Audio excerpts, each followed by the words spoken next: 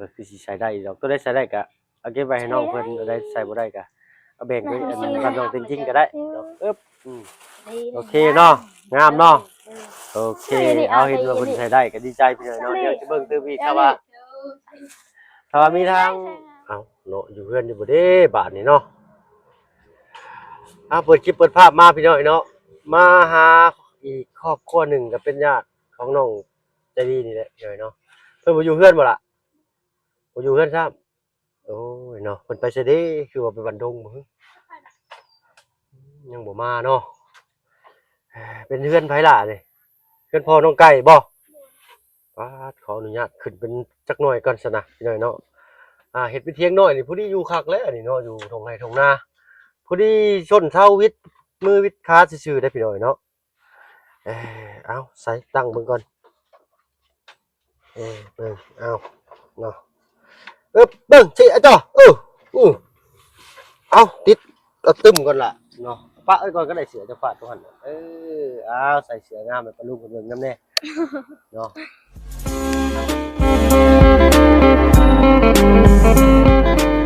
สบายดีปะลุงเบิดสุขุสุคนเนาะบ่ว่าฝั่งไทยฝั่งลาวทางฝั่งต่างประเทศยินดีต้อนรับเข้าสู่ช่อง YouTube ว่าเพิ่นเคยหลายคือเก่าพี่น้อยเนาะเปิดคลิปเปิดภาพมามื้อนี้ก็อยู่เรือนซ่านบ้านช่องหลังน้อยๆคอยเบิ่งสวนคิดว่าลูกยังลูกหมาบ่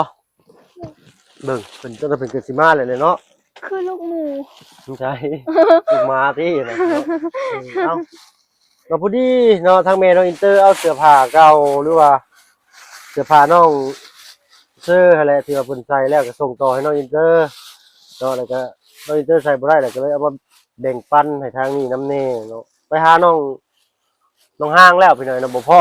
เอาใส่หลามเลือกเบิ่งร้านจะอยู่ปึ๊บเทเลยเนาะอันได้ใส่ได้ก็เอาอันได้ใส่บ่ได้ก็เอาไว้ผู้อื่นก็ได้ทางระบ่าวเลือกมาแต่ตัวใหญ่ๆเลยแหละก็เพื่อไว้ให้ลูกให้ร้านใส่ได้จะเลือกมึงอยู่สำนีใช้ได้อยู่เนาะเราบ่อยู่พี่น้อยเนาะงามบ่งามอันนี้ยังนี่ฮะโป่งนี่งามเนาะสูงอันนี้เลือกเบิ่งล่ะเลือกเบิ่งก็คือสิใส่ได้อยู่ดอกพี่น้อยเนาะลูกเพิ่นโตบ่ได้ใหญ่จักปีเลย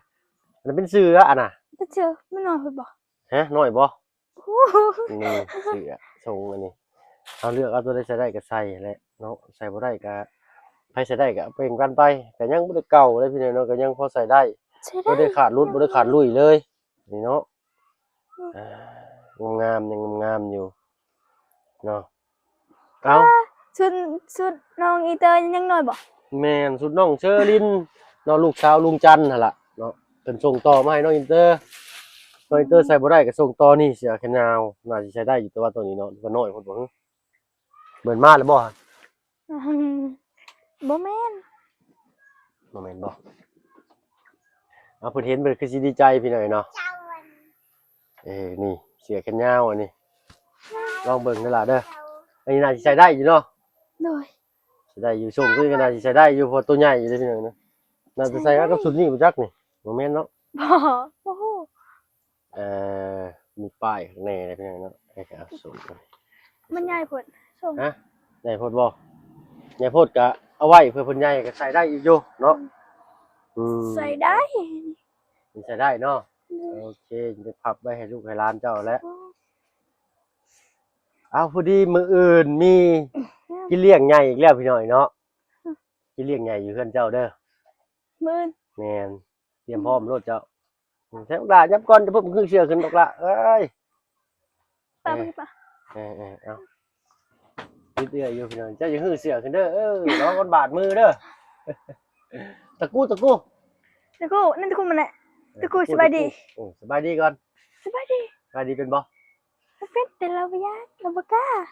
เอานั่งหั่นก็ได้ล่ะสบายดีตะกี้สบายดีตะกี้เราบ่กล้าเนาะเอาก็เป็นกินเลี้ยงมื้ออื่นก็คือทางพอใจดีทางฝั่งไทยเพิ่นเนาะเพิ่นว่าอยากเฉลิมฉลองให้ทีมงานเฮ็ดน้ำยาขนมจีนแล้วก็เฮ็ดลาบเฮ็ดก้อยไก่แหละเนาะอุดหนุนซอยแม่น้องใจดีเพิ่นแต่ว่าไก่เพิ่นมีแต่ไก่ผู้เพิ่นว่าเนาะ ไอ้ผู้ก็โตละ200,000พี่น้องเนาะจะสิได้มาโตเท่าใดก็สิได้แต่3โตเท่านั้นแหละพี่น้องเนาะเฮ็ดน้ำยาขนมจีนทางลุงเฮิมรับหน้าที่เป็นพ่อครัวพี่น้องเนาะทางน้องๆทุกเจ้าก็สิได้ซอยพวกอ้ายล้างผักล้างหญ้าเด้อ โดย เนาะซอยหาถ้วยหาบวงมาสู่กันกินเนาะแขกไปไกลมาถนนทางก็มันเรือลายก็แจกไปพี่น้องเนาะ เขาจะกินอยู่บ่ ฮะ ว่าเขาจะจอดกินอยู่บ่ เอาเนาะก็เอาให้เพิ่นใส่ถุงใส่ถ้วยสิยังไปนี่แหละเนาะเพิ่นกินก็กินบ่มีไผสิบ่กินดอกล่ะกินอยู่แล้วเนาะของอันคันเฮาเฮ็ดให้เพิ่นนะกินบ่อยอยู่บ่ทุกเจ้าข้าวปุ้นนั่นนี่กินดุอยู่บ่วะข้าวปุ้น บ่ค่อยมากที่สุดข้าวปุ้น มักที่สุดข้าวปุ้น โดย ลูกชิ้นเนาะ โดย ฉะนั้นแล้วว่าสิซื้อลูกชิ้นใส่น้ำข้าวปุ้นให้เจ้าเด้อ โดย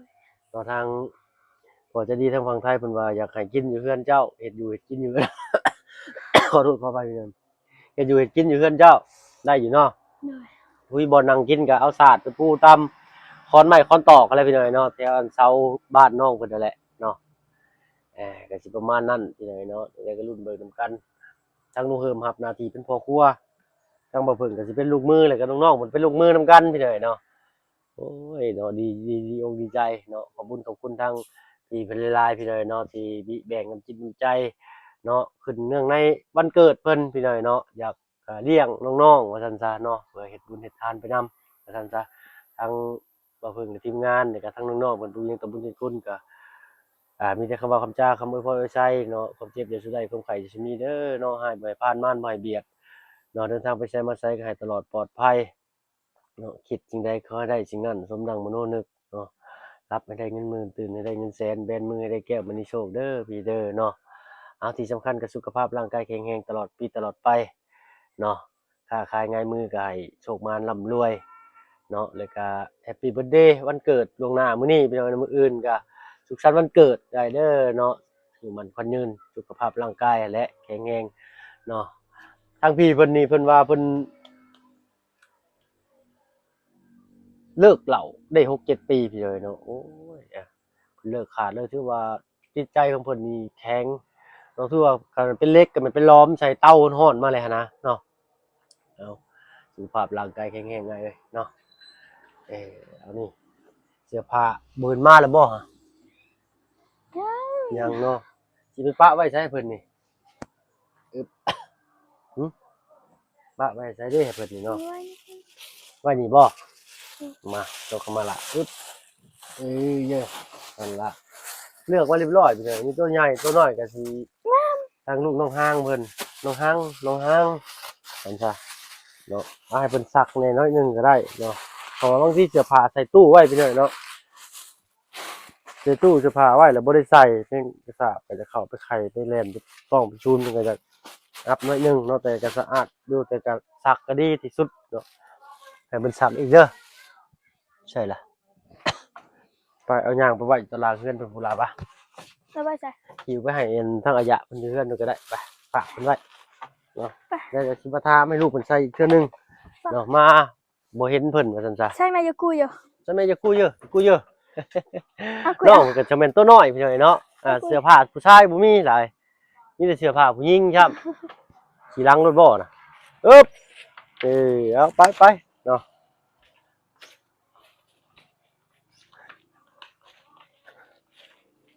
เอาเถอะ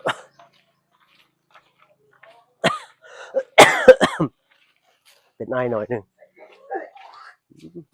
ยังเด็กกันกูอัน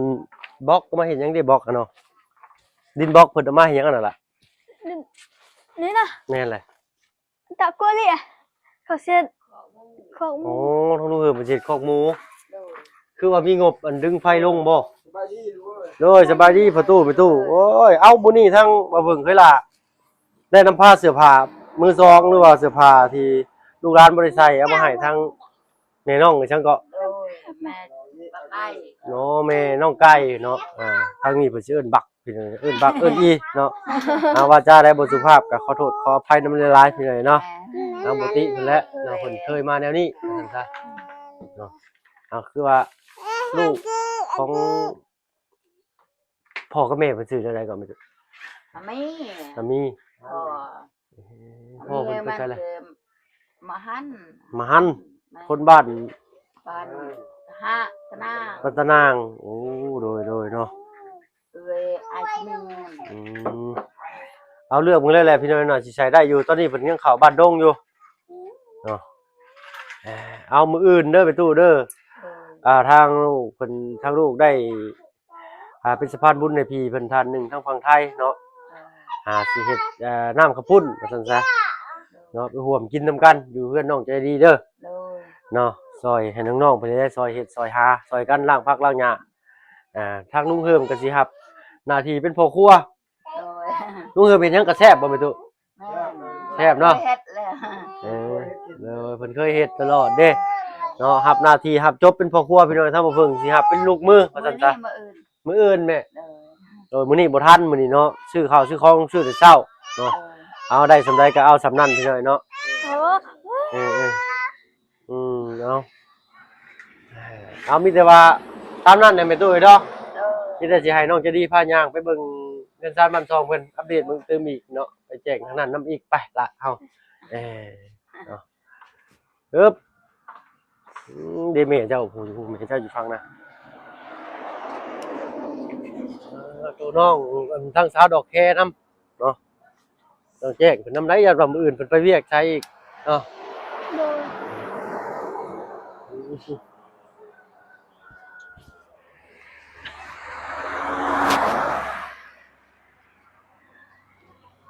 ตัวเสียจ้อฮึบโอ้ยเสียจ้อแท้เนาะไปหลับไปเบิ่งรถได้ใส่ขวานี่ได้ลูกแล้วแม่นบ่ลูกแล้วบ่ บ่ลูก แม่น น้องจริง น้องของน้องจริง ๆโดย ๆโอ้เพิ่นตัวน้อยอยู่ซั่นเดี๋ยวสิเบิ่งมาให้อีกเด้อ โดย ตอนนี้ยังไปทางนั้นเพราะว่ามีแต่ตัวใหญ่ตัวนั้นพี่น้อยเนาะเอา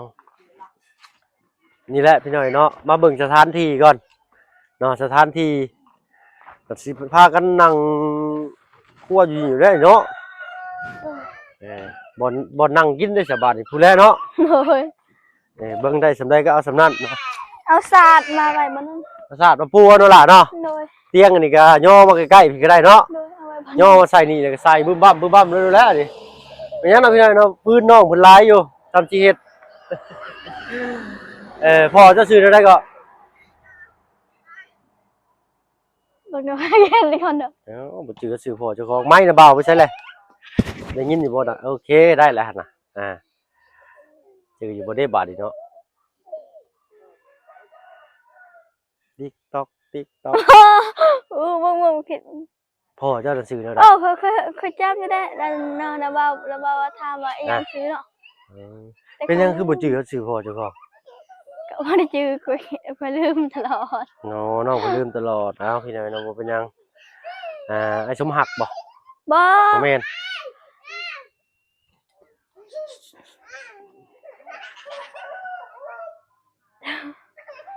เฮ็ดบ่จือซะอ้ายเอ้ยฮัลโหล นี่พูดแล้วคำลาบบ่ แม่น คำลาเนาะ น้องมันอยากลืมพี่น้องคำลาบ่อยู่ไหนเอา เดินย้อนจ้ะ ว่ากันโดนยังจือได้เนาะ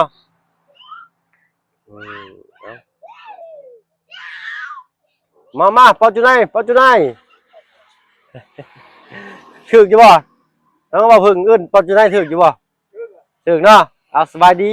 อ้ายโอ้ยเนาะเอามื้ออื่นนี้เนาะทางว่าพึ่งสิมีงานเลี้ยงซึ่งขึ้นในวันเกิดของอ้ายเพิ่นเนาะเพิ่นอยากให้เลี้ยงน้องๆเพิ่นเนาะเฮ็ดน้ำกระปุ้นสู่กันกินในนี่แหละ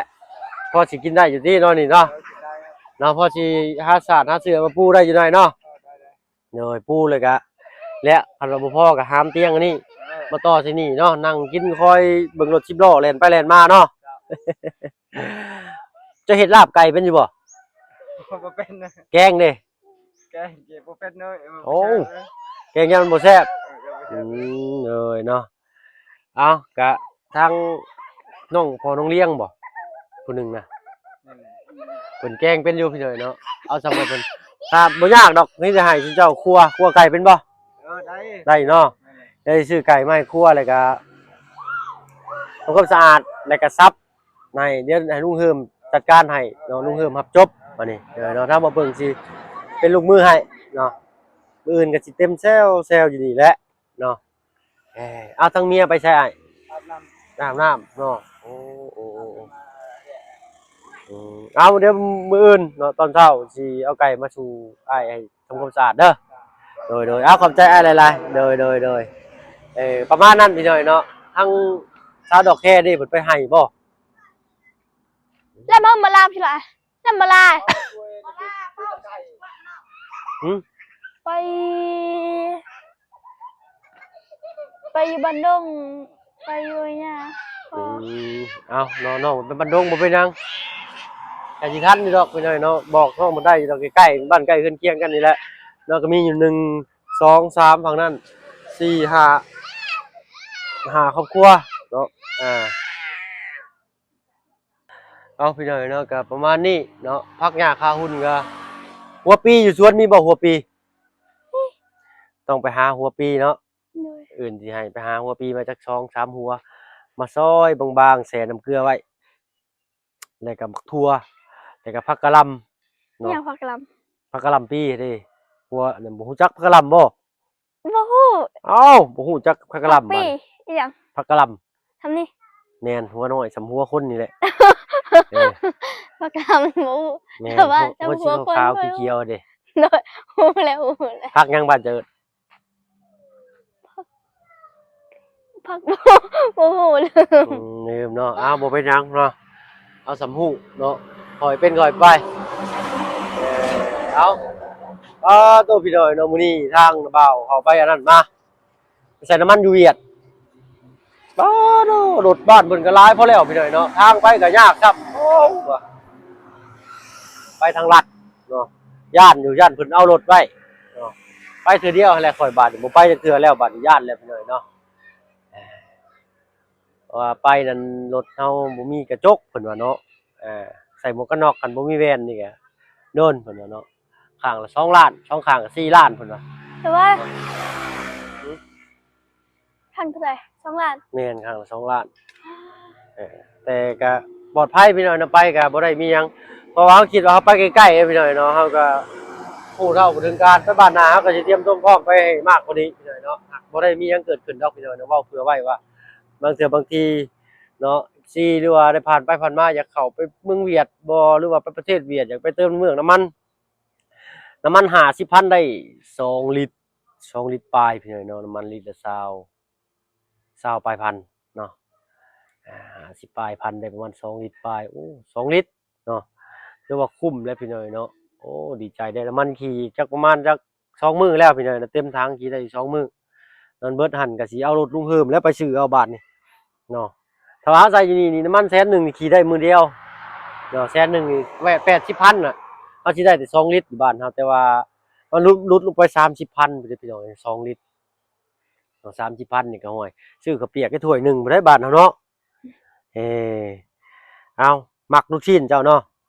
เดี๋ยวมื้ออื่นอ้ายสิเน้นลูกชิ้นให้เด้อ มาปอขี่รถ เนาะไปพาอันเพื่อพาเพิ่นไปเบิ่งก่อนเนาะกูดิมาแล้วพี่น้อยเนาะ บ้านเอาสิ พี่น้องเอ้ยเนาะมาแล้วบ้านนี่มาแต่บ้านดงเอาลูกสาวมาเบิ่งกันไปชื่นแล้วเอ้ยหรืออื่นน้องเนาะจักปีแล้วเจ้าสบายดีป้าลุงเพิ่นเด้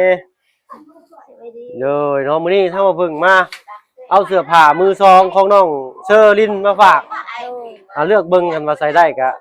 ให้ลูกใส่คันใส่บ่ได้ก็แบ่งไปให้บ้านนั้นนำก็ได้เด้อลองเลือกเบิ่งอยู่ห่าเนาะเอาออกจากเอวกันนี่ล่ะเนาะ นั่นเอาไหนเอาไปเยอะ เอาเบิ่งคนให้เด้อเอาน่าสิได้อีดอกหน่อยเนาะแซ่บหลายยามออกมาก่อนให้แม่จะเลือกกันจังบาทนึงเด้อว้ายขึ้นพุ่นก็ได้เอา โอ้คือคือ เอาเบิ่งเลือกเอาเลย มาสิเห็นเลือกนี่จ้ะ น้อยโพดบ่คันน้อยโพดก็อะไรใส่บ่ได้ก็ ตัวนี้งาม ไปให้ลูกไม่ใช่แล้วไม่ใช่นี่งาม น้องของน้องเป็นกิ้งก็ได้พอดีบ่โอ้พอดีก็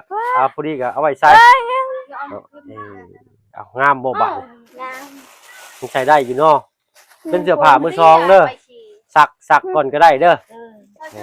เอา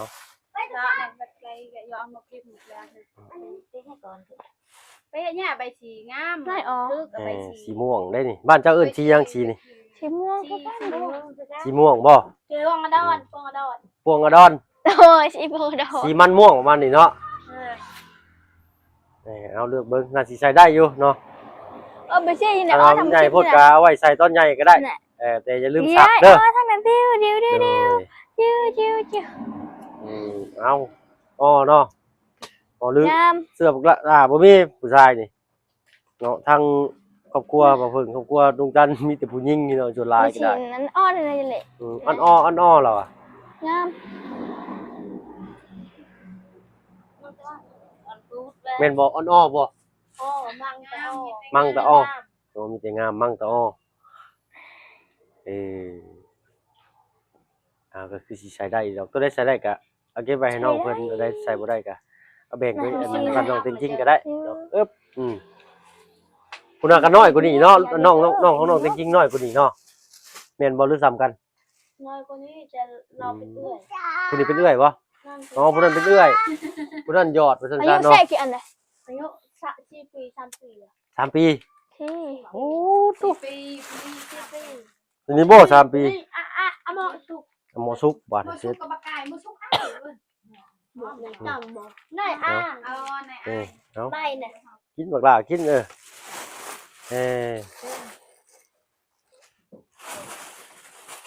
โอเคเนาะงามเนาะโอเคเอาเห็นว่าเพิ่นใช้ได้ก็ดีใจพี่น้อยเนาะเดี๋ยวสิเบิ่งตื้อพี่ครับว่าถ้าว่ามีทาง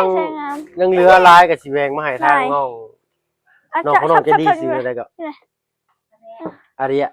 เอาลองใส่เบิ่งเสื้อแขนยาวเนาะเผื่อฮอดยามหนาวเผื่อสิฮอดอีกโอ้ยเราก็ใหญ่กายแล้วพี่น้อยเนาะเอาใส่ยามนอนก็ได้เผื่อฝนตกมื้อแลงหนาว แม่ไปแล้วก็เวียด ขอเสื้ออยู่เวียด ชม แม่ไปข้อ โอ้พอดีรถเนาะ บ่มี ส่งกับบุมีใส่ เลย โอ้พอดีเนาะขอคิดว่าสิใหญ่ว่าสิน้อยโพดพอดีพี่หน่อยเนาะมักไว้ล่ะซื้อเท่าไรล่ะซื้อเท่าไร ใบซี ใบสีเป็นบ่ ใบซีแม่ ใบสีใบสีพี่หน่อยเนาะใบสีก็ได้ใบสีบ่เอาได้มือ ใบ สิเปื้อน ซื้อก็ได้ ใบบ่ ใบซื้อก็ได้ ใบน้องใบ น้องใบก็งาม น้องใบเนาะสิเอาใบหยังใบเข่าบ่พี่หน่อยเนาะสำหรับคลิปนี้ก็ขอตัวลำลาก่อนก็แล้วกันพี่หน่อยเนาะคือสิได้เวลาสมมาพาควรเลยแหละจะยิ้มเปื่อยแล้วเราก็หน้าคือแม่เนาะเบิดซองเลยเนาะตาเรากับดังแล้วนะจะออกแขกๆหน่อยนึงพี่หน่อยนะผู้นั้นบ่เป็นน้อง เป็นนั่นนะ 4 ปีบ่หรือ3 ปี 3 ปี อ๋อตู้ คืออ้าย4 ปี 4 ปีแหละ เด้อ คือตัวน้อยแท้ละปักละหัวบักใหญ่นึง เจ้าห้าน้องใบ เนาะคือว่าแล้วบ้านเฮาพี่น้อยเนาะชาติบ่ถึงชาติหน้ามันพอ ชุด พอดีแล้วล่ะเนาะถอดออกก่อนก็ได้มันร้อน ในบ้านก็บ่ เอาไปแล้วสำหรับคลิปนี้เนาะสบายดีเบิดทุกคน สวัสดี เนาะมื้ออื่นเด้อซอยกันเฮ็ดน้ำกับปุ่นนำกันเด้อเนาะเบิดทุกคนนี่แหละเนาะน้องเลี้ยงน้ำน้องหยังเกาะชื่อแล้วน้องกงมีแล้วก็น้องลาเด้อน้องมื้ออื่นเด้อสบายดีจ้าไปพี่น้อยเนาะเว้ากันหลายใจกันห่างใช้หลาบไม้นะบ่าวมาเอาไปพี่น้อยเนาะพบกันคลิปหน้าสำหรับคลิปนี้อยู่ดีมีแรงเบิดทุกคนไปแล้วพี่น้องสบายดีจ้า